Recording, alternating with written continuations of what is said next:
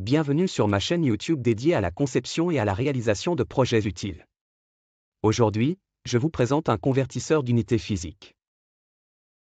Avant de plonger dans le code, permettez-moi de vous expliquer brièvement le fonctionnement de ce convertisseur. Notre application permet à l'utilisateur de sélectionner une unité source et une unité destination parmi une liste d'options disponibles, telles que Celsius, Fahrenheit, kilomètres et miles. L'utilisateur peut ensuite saisir une valeur numérique dans le champ de texte, puis cliquer sur le bouton « Convertir » pour obtenir la conversion de l'unité source à l'unité destination. Maintenant, passons à l'explication du code.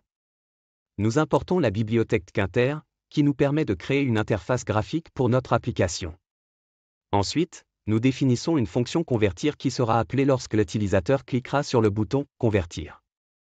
À l'intérieur de cette fonction, nous récupérons les valeurs sélectionnées par l'utilisateur pour l'unité source et l'unité destination, ainsi que la valeur saisie dans le champ de texte. La valeur saisie est convertie en nombre à virgule flottante à l'aide de la fonction float. Dans cette partie du code, nous effectuons les conversions pour chaque paire d'unités possibles.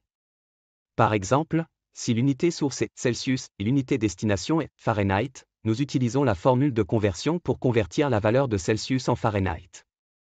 Nous stockons le résultat de la conversion dans la variable valeur-destination. Si aucune conversion n'est nécessaire, c'est-à-dire si les unités source et destination sont identiques, nous attribuons simplement la valeur source à la valeur destination. Puis il faut mettre à jour l'étiquette lbl-résultat pour afficher la valeur convertie en tant que texte. Nous utilisons la méthode config pour modifier la propriété texte de l'étiquette. Ensuite, nous créons la fenêtre principale de notre application et définissons son titre et sa taille et nous définissons une liste unité contenant les options disponibles pour les unités.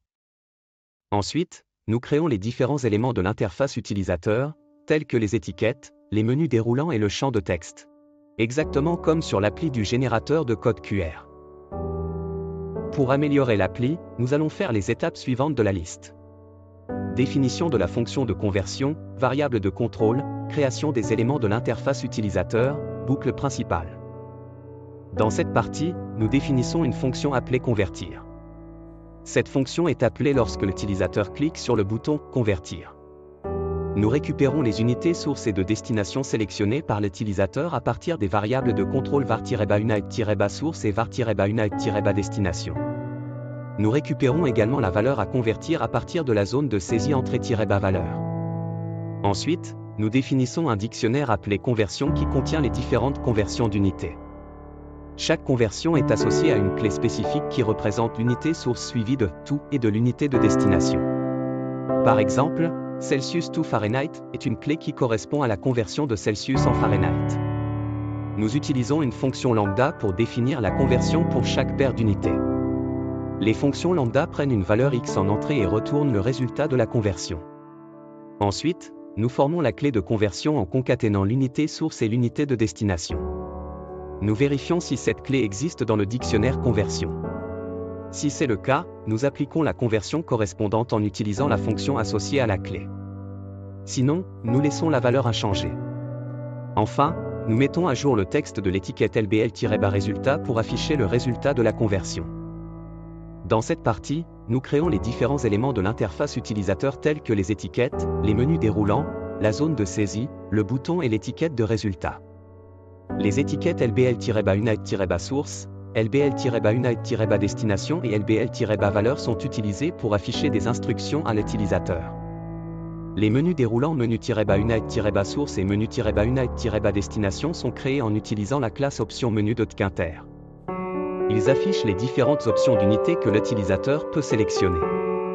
La zone de saisie entrée-valeur permet à l'utilisateur d'entrer la valeur à convertir.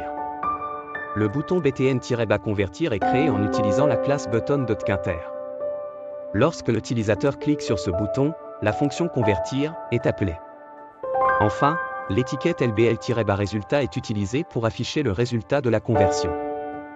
Dans cette partie de code, nous définissons deux variables de contrôle var-unit-source et var-unit-destination. Ces variables sont utilisées pour stocker les unités sélectionnées par l'utilisateur dans les menus déroulants correspondants. Dans cette partie, nous entrons dans la boucle principale main-loop de Tkinter.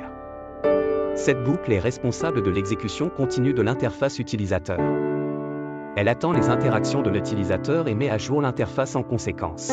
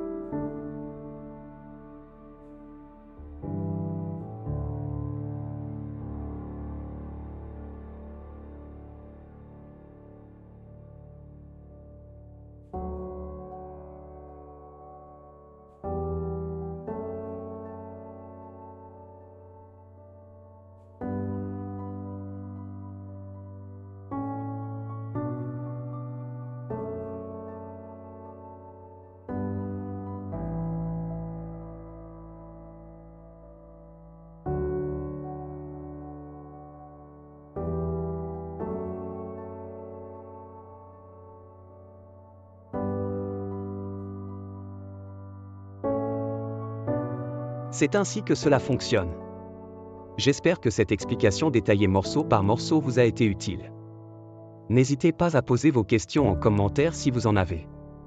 Et n'oubliez pas de vous abonner à ma chaîne pour plus de projets intéressants. Ensemble, nous allons passer de rien à bien.